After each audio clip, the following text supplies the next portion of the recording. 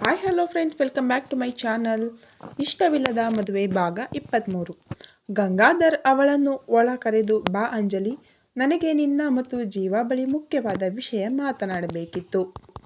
ನಿಮ್ಮಿಬ್ಬರ ಮದುವೆಯ ನಿರ್ಧಾರ ಮಾಡುವ ಮೊದಲೇ ಇದನ್ನೆಲ್ಲ ನಿಮಗೆ ಹೇಳಬೇಕೆಂದುಕೊಂಡೆ. ಆದರೆ ನನಗೆ ಸಡನ್ನಾಗಿ ಹಾರ್ಟ್ ಅಟ್ಯಾಕ್ ಆದ ಕಾರಣ ಆ ವಿಷಯ ಹೇಳಲಾಗಲಿಲ್ಲ.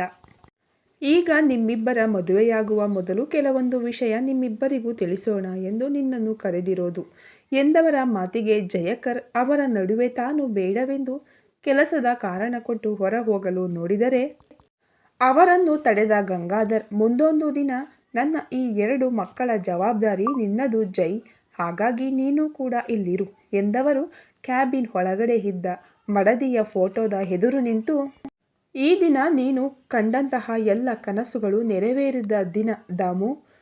ನಿನ್ನ ಮಗ ನಮ್ಮ ಈ ಕನಸಿನ ಕೂಸು ಎನ್ನುವುದಕ್ಕಿಂತ ನಮ್ಮಿಬ್ಬರ ಪ್ರೀತಿಯ ಸಾಮ್ರಾಜ್ಯದ ಗಿರಿಧಾಮದ ಚುಕ್ಕಾಣಿ ಹಿಡಿದಿದ್ದಾನೆ.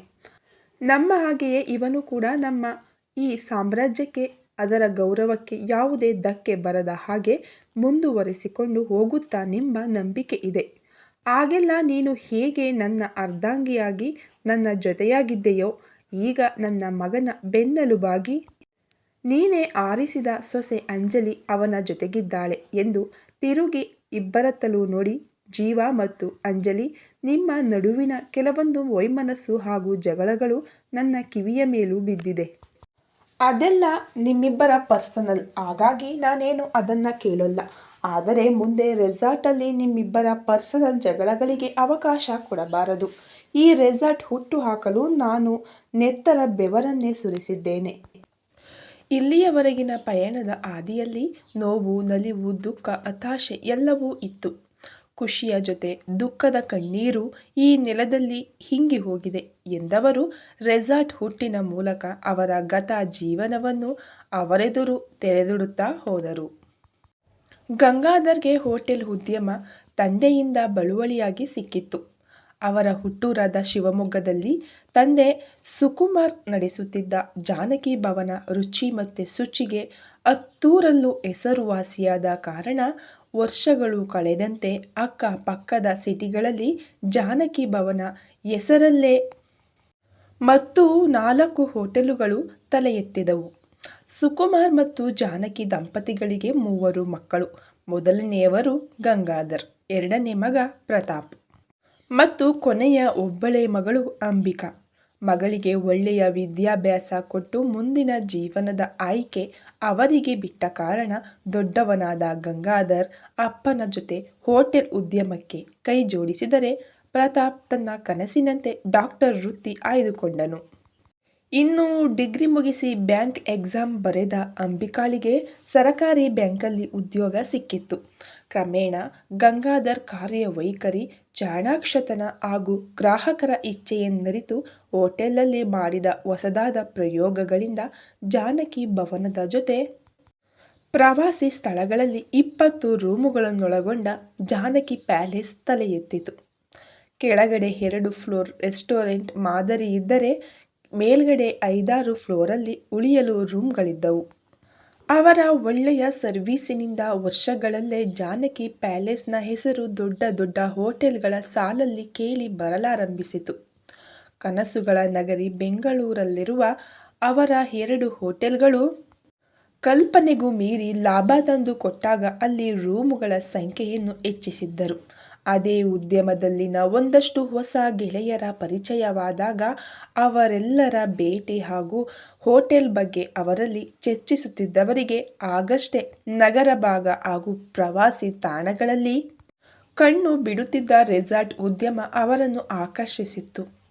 ಅದರ ಬಗ್ಗೆ ತಿಳಿಯಲು ಇನ್ನಷ್ಟು ಆಳಕ್ಕೆ ಹೋದಾಗ ಆಗಲೇ ರೆಸಾರ್ಟ್ ಉದ್ಯಮದಲ್ಲಿ ಹೆಸರುವಾಸಿಯಾಗಿದ್ದ ದಿನಕರ್ ಅವರ ಭೇಟಿ ಹಾಗೂ ಅವರೊಂದಿಗಿನ ಮಾತುಕತೆ ಗಂಗಾಧರರ ಹೊಸ ಕನಸೊಂದನ್ನು ಹುಟ್ಟಿಹಾಕಿತ್ತು.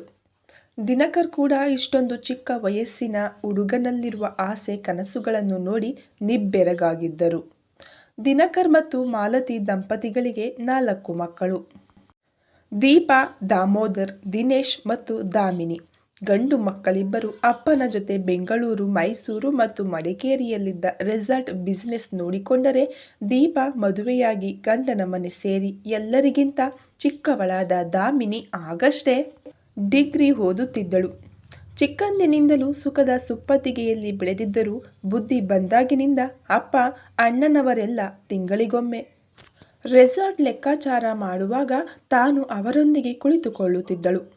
ಎಂ.ಕಾಂ ಮುಗಿಸಿದ ದಾಮಿನಿ ಅಪ್ಪ ಮತ್ತು ಅಣ್ಣನವರ ನಿರಾಕರಣೆಯ ನಡುವೆಯೂ ತಮಗಿರುವ 7 ರೆಸಾರ್ಟ್ಗಳ ಅಕೌಂಟ್ಸನ್ನು ನೋಡಿಕೊಂಡು ಆಧುನಿಕತೆಗೆ ತಕ್ಕಂತೆ ರೆಸಾರ್ಟಲ್ಲಿ ಬದಲಾವಣೆಯನ್ನು ಮಾಡುತ್ತಾ ಅವರಿಗೆ ನೆರವಾಗುತ್ತಿದ್ದಳು.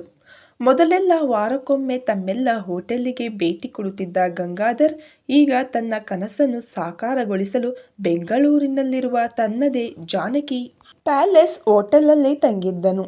ರೆಸಾರ್ಟ್ ಬಗ್ಗೆ ಇನ್ನಷ್ಟು ಮಾಹಿತಿ ಕಲೆ ಹಾಕಲು ಆಗಾಗ ದಿನಕರನ್ನು ಭೇಟಿಯಾಗುತ್ತಿದ್ದ ಸಮಯದಲ್ಲಿ ಅವರ ಮಗಳಾದ ದಾಮಿನಿಯ ಪರಿಚಯ ಅವನಿಗಾಗಿತ್ತು. ಗಂಗಾಧರ್ ಅವಳನ್ನು ದಿನಕರ್ ಮಗಳಾಗಿಯೇ ನೋಡುತ್ತಿದ್ದರೆ ಹೊರತು ಅವನಿಗೆ ಅವಳ ಮೇಲೆ ಬೇರೆ ಯಾವ ಭಾವನೆಗಳು ಕೂಡ ಇರಲಿಲ್ಲ.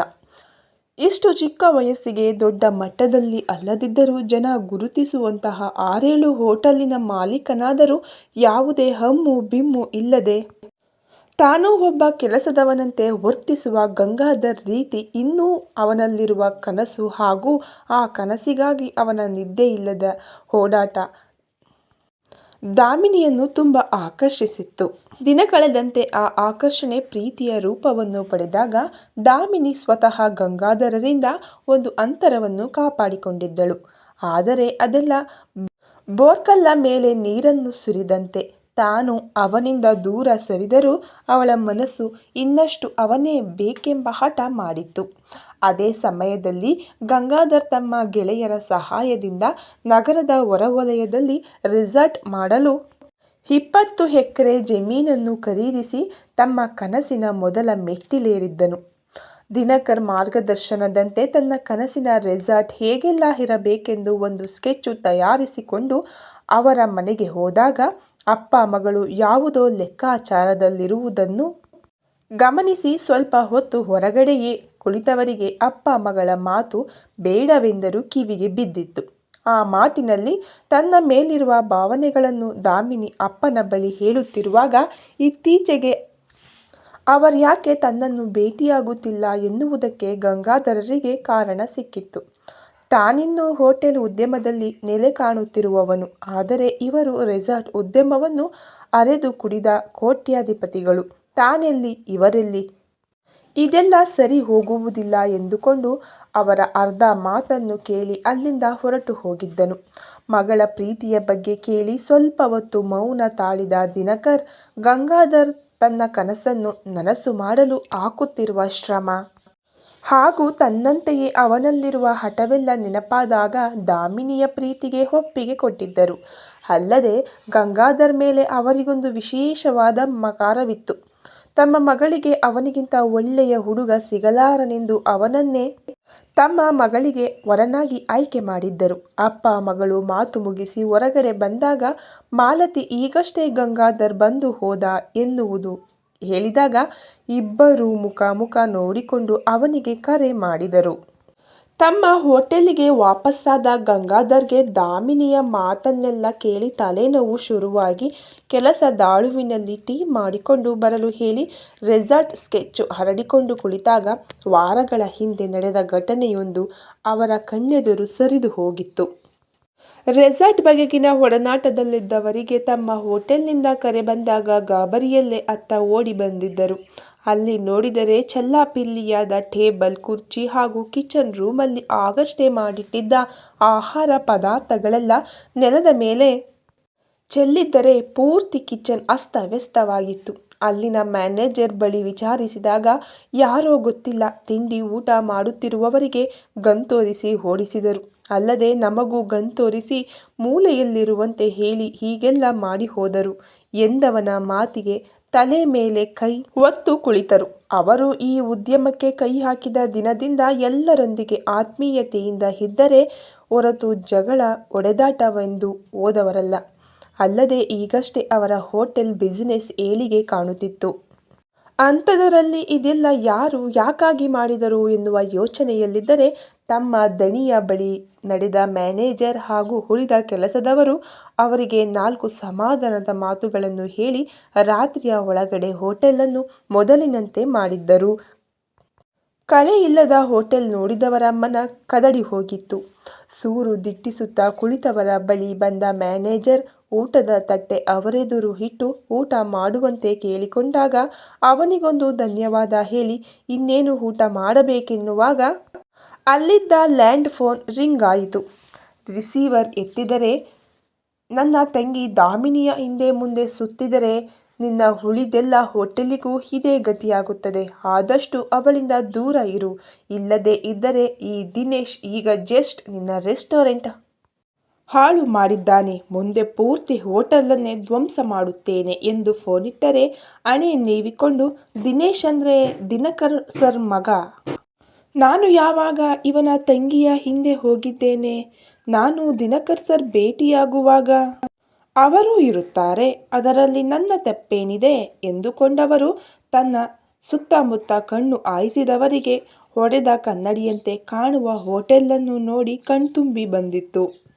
ಶಿವಮೊಗ್ಗದ ಚಿಕ್ಕ ಹೋಟೆಲ್ನಿಂದ ಇಲ್ಲಿಯ ಐಷಾರಾಮಿ ಹೋಟೆಲಿನವರೆಗೆ ಅವರು ಸವೆಸಿದ ದಾರಿ, ಪಟ್ಟ ಕಷ್ಟ ಅವರಿಗಷ್ಟೇ ಗೊತ್ತು. ಅಷ್ಟೊಂದು ಕಷ್ಟಪಟ್ಟು ಕಟ್ಟಿದ ಈ ಹೋಟೆಲ್ ಯಾವುದೋ ಕ್ಷುಲ್ಲಕ ಕಾರಣಕ್ಕೆ ಬಲಿಯಾಗಿದ್ದು ನಿಜಕ್ಕೂ ಬೇಸರವಾಗಿತ್ತವರಿಗೆ. ಗಂಗಾಧರ್ಗೆ ಆ ಘಟನೆಯಿಂದ ಹೊರಬರಲು 5-6 ದಿನಗಳೇ ಬೇಕಾಯಿತು. ಅದರಲ್ಲೂ ಗೆಳೆಯ ಕರೆ ಮಾಡಿ ಜಮೀನಿನ ರಿಜಿಸ್ಟ್ರೇಷನ್ ಬಗ್ಗೆ ಹೇಳಿದಾಗ ಆ ಜಮೀನನ್ನು ತನ್ನ ಹೆಸರಿಗೆ ಮಾಡಿಕೊಳ್ಳುವುದರ ಮೂಲಕ ನಡೆದದ್ದೆಲ್ಲ ಮರೆತು ತಮ್ಮ ಕನಸಿನತ್ತ ಮುಖ ಮಾಡಿದರು. ಮತ್ತೆರಡು ದಿನದಲ್ಲಿ ಅವರ ಕನಸಿನ ರೆಸಾರ್ಟ್ ಸ್ಕೆಚ್ಚು ಕೈ ಸೇರಿದಾಗ ಮೊದಲು ಅದನ್ನೊಮ್ಮೆ ದಿನಕರ್ ಬಳಿ ತೋರಿಸಿ ಅವರ ಅಭಿಪ್ರಾಯ ಕೇಳಬೇಕೆಂಬ ಆಸೆಯಿಂದ ಬಂದಿದ್ದರೆ ತಂದೆ ಮಗಳ ಮಾತುಕತೆ ಕೇಳಿ ತಲೆ ಕೆಡಿಸಿಕೊಂಡು ವಾಪಸ್ಸು ಹೋಗಿದ್ದರು. ಪದೇ ಪದೇ ಲ್ಯಾಂಡ್ ಫೋನ್ ರಿಂಗ್ ಆಗುತ್ತಿದ್ದರೂ ಗಂಗಾಧರ್ ಫೋನ್ ಎತ್ತದೇ ಇದ್ದಾಗ ಅಲ್ಲೇ ಇದ್ದ ಮ್ಯಾನೇಜರ್ ಫೋನ್ ಕಡೆ ನಡೆದರೆ ತಾನೇ ಖುದ್ದಾಗಿ ರಿಸೀವ್ ಮಾಡಿದರು. ಆಚೆ ಕಡೆಯಿಂದ ದಿನಕರ್ ಧ್ವನಿ ಕೇಳಿ ಅರ್ಧ ಗಂಟೆಯಲ್ಲಿ ಸಿಗುತ್ತೇನೆ ಎಂದು ಫೋನಿಟ್ಟು ಅಲ್ಲಿಂದ ಹೊರಟರು. ದಾರಿ ಮಧ್ಯೆ ತನ್ನ ಕನಸು ಮಾತ್ರ ತನಗೆ ಮುಖ್ಯ, ಬೇರೆ ಯಾವುದೇ ವಿಷಯದ ಬಗ್ಗೆ ಅವರಲ್ಲಿ ಮಾತುಕತೆ ಬೇಡವೆಂದು ನಿರ್ಧರಿಸಿಕೊಂಡೇ ದಿನಕರ್ ಮನೆಗೆ ಬಂದವರು ಎಂದಿನಂತೆ ಅವರಲ್ಲಿ ಸಹಜವಾಗಿ ಮಾತನಾಡುತ್ತಿದ್ದರು. ಅವರ ಪಕ್ಕದಲ್ಲಿ ಕುಳಿತಿದ್ದ ದಾಮಿನಿಯ ಕಣ್ಣೋಟ ಅವರಿಗೆ ಎದುರಿಸಲಾಗಲಿಲ್ಲ. ಈ ಕತೆ ಇನ್ನೂ ಮುಂದುವರಿಯುತ್ತಿದೆ. ಯಾರಿಗೆಲ್ಲ ಈ ವಿಡಿಯೋಗಳು ಇಷ್ಟ ಆಗ್ತಾ ಇದೆಯೋ ಪ್ಲೀಸ್ ಸಬ್ಸ್ಕ್ರೈಬ್ ಮಾಡ್ಕೊಳ್ಳಿ. ಹಾಗೆ ವಿಡಿಯೋಗೆ ಒಂದು ಲೈಕ್ ಮಾಡಿ. ಹಾಗೆ ನಿಮ್ಮ ಅಭಿಪ್ರಾಯ ಮತ್ತು ಅನಿಸಿಕೆಗಳನ್ನು ನಮಗೆ ಕಾಮೆಂಟ್ ಮೂಲಕ ಬರೆದು ಕಳುಹಿಸಿ. ವಿಡಿಯೋ ನೋಡಿದ ನಿಮ್ಮೆಲ್ಲರಿಗೂ ಥ್ಯಾಂಕ್ ಯು ಸೋ ಮಚ್.